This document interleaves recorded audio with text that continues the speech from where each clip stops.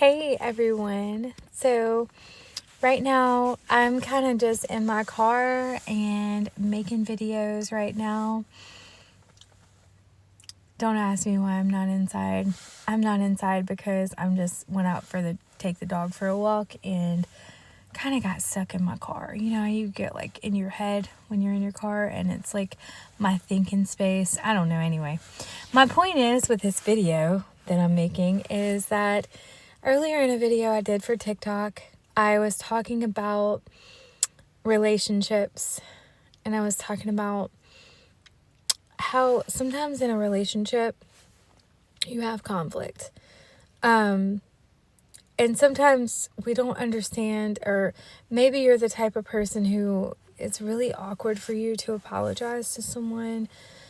I'm not really like that. I'll actually go to the other end of the spectrum and start apologizing to people for things that I didn't even do, which is really ironic and weird. But like, even if it's not my fault that something happened, sometimes I'll apologize. Recently, I was at a business meeting and someone called me out on that, which really embarrassed me. And I kind of got aggressive and angry a little bit. But regardless, it's really kind of just like our place as human beings to try our best to share our light with the world. And it might seem as though the people around us are intimidated by that light. And sometimes like they'll do things that intentionally hurt us. And that's not what I'm talking about here. In this video, right now, we are going to learn from the wisdom that I was given recently through a conflict that I had, and how I think it might have went better if it was handled on the other person's part a little bit better. So without further ado, I'm going to give you guys an example of how a conflict should have been handled. Okay, so say for instance, you have recently run into some tragedy in your life and you feel as though you've been abandoned in a relationship, and the person that you really care about and has been there for you for years isn't there. Okay, so they're maybe preoccupied or whatever, and you lash out and you have a lot of conflict going on, and then the next day or two, like that person that you had the conflict with, they contact you and you're not really ready to have that conversation. Like you're maybe getting ready, whatever the case may be, getting ready for the day, whatever, and you're just on the phone with this person, and that person is oblivious, I guess, to how they hurt you. You've already told them how they hurt you, but they don't address it, you know? The problem with relationships is that everybody is so afraid of conflict because it sucks, right? We do our best to avoid conflict, especially people who have personality disorders such as mine. I am diagnosed with borderline personality disorder. I'm in remission, and I've been in remission for years now, 2 years. However, I've had to undergo a lot of therapy, and I've had a lot of privileges to learn the unique ways of dealing with people. So whenever you're having a conflict, and whenever people are rude to you, you can do one or two things. In the worst case scenario, you can start saying stuff like, "Oh my God, you're so rude to me. You did this, you did that." That's called blaming. That's called pointing the finger. And remember, the old saying is, whenever you point a finger at someone, you have like 4 more pointing back at you. Or in this case, 3.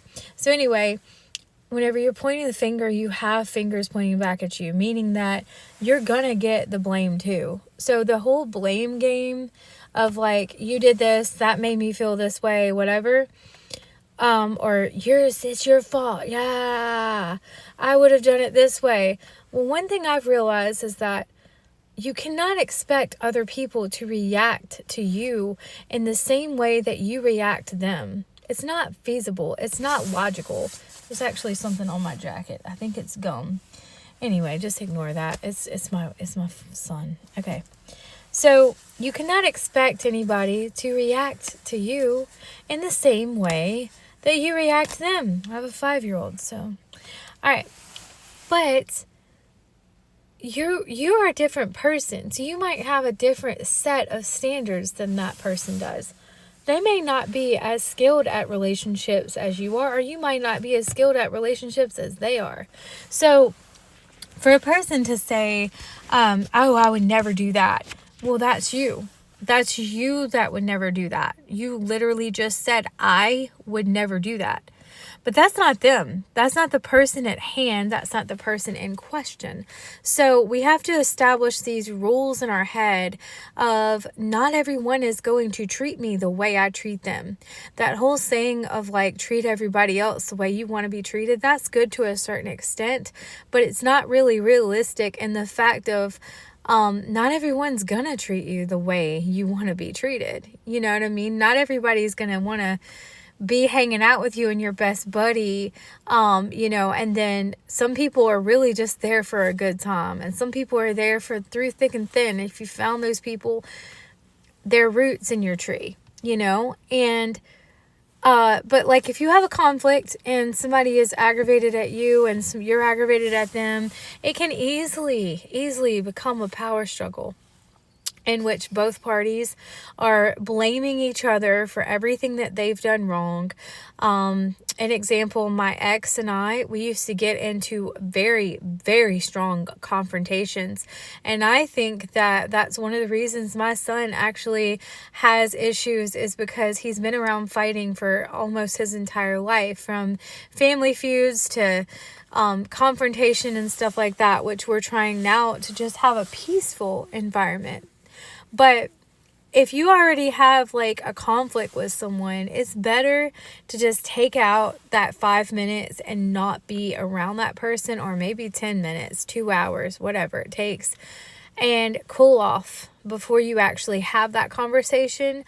But when you do have that conversation, and when it does get to the point where you're having that conversation, in my case, I had felt abandoned by a friend of mine, but a lot of my issues come from my head. A lot of my issues come from things that have my past that I've been through. And so it could have been that that the situation was just as simple as I felt this way because of something I've been through in my past. That could have just been like how I stated it. Instead, it was a blame game with me, and I was in the wrong for blaming her and then thinking that, well, if I did this, if I was in your shoes, I would have done this, I would have done that. Well, I'm not in her shoes and I'm not her. And so the same standards I have as the way I treat people, right or wrong, may not be the same standards anyone else has when they treat people. Everyone seems to have their own way of initiating conversations in the very beginning stages of relationship, and everyone has the same amount of wisdom that they have gleaned from experiences in the past that they've went through that governs their thoughts and their actions of how they treat other individuals.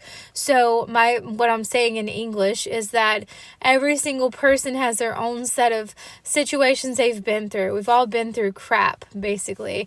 And those situations and those things that we've been through, life experiences, have shaped the way that we view other people and the way that we interact with other people.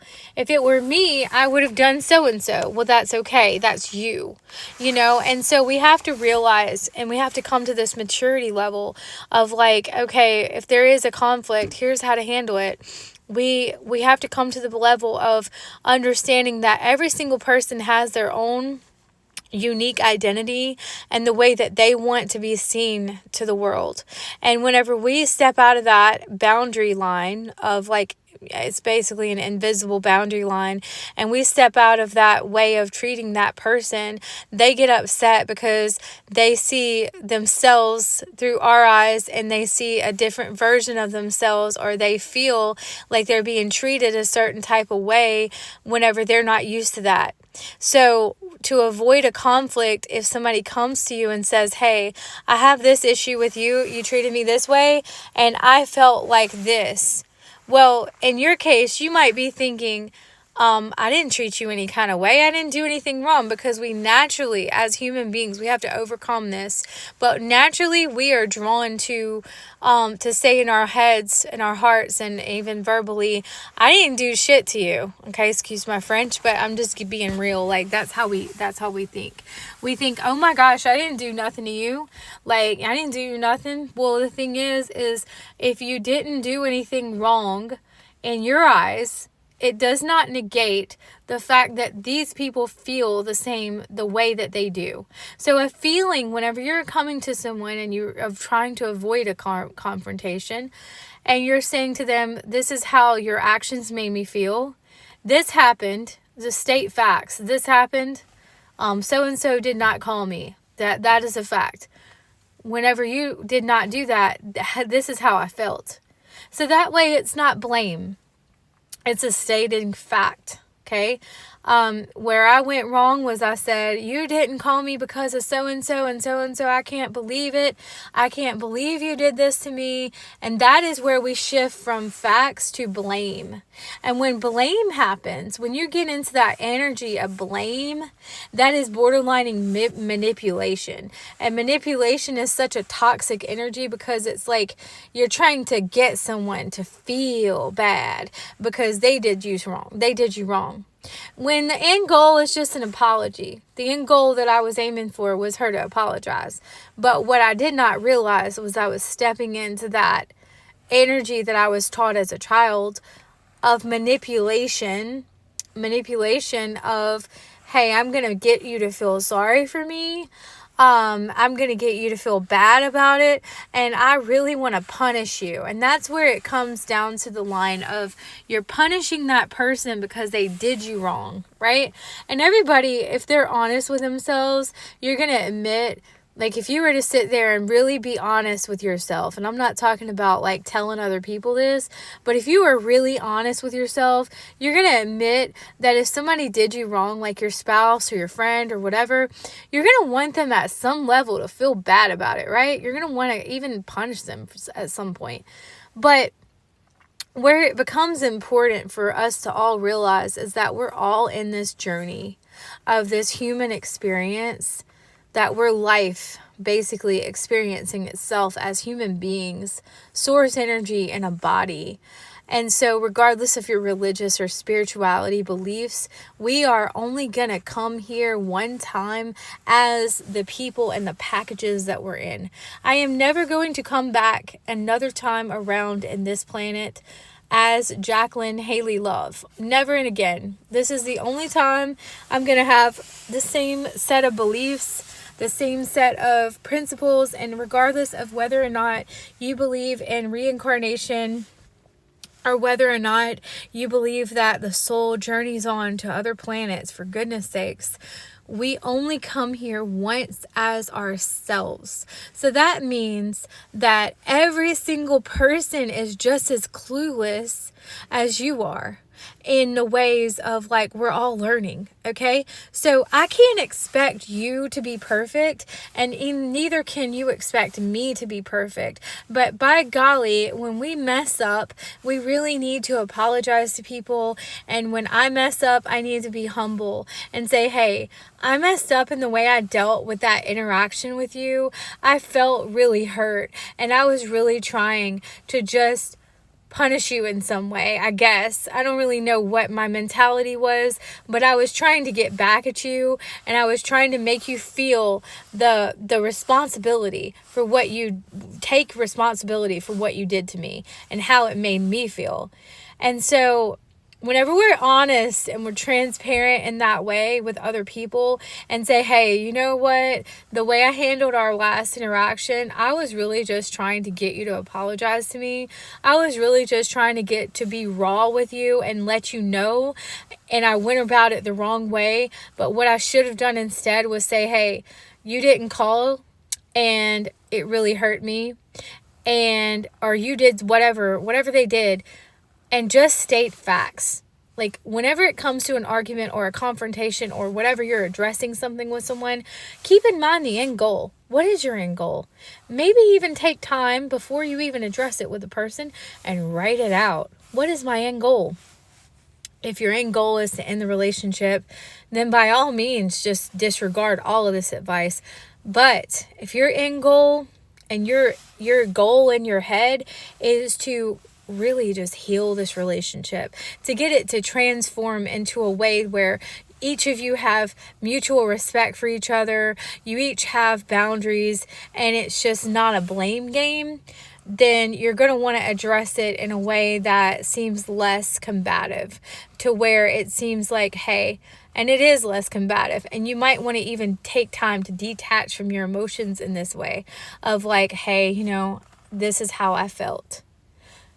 When you're using feeling words, and I learned this a long time ago in my own counseling sessions that I had. When you use feeling words, like, I'll use my son for example. Asriel, that's his name.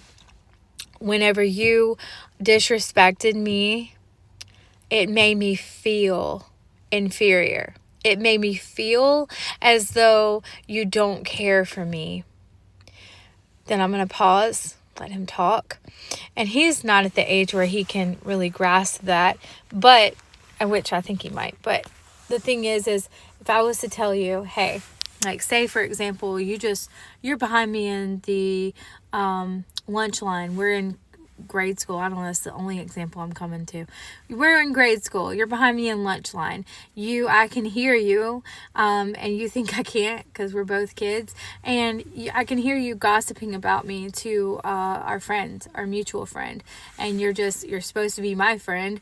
We have a relationship, and you're just whispering like, oh, I don't like her hair. Oh my gosh.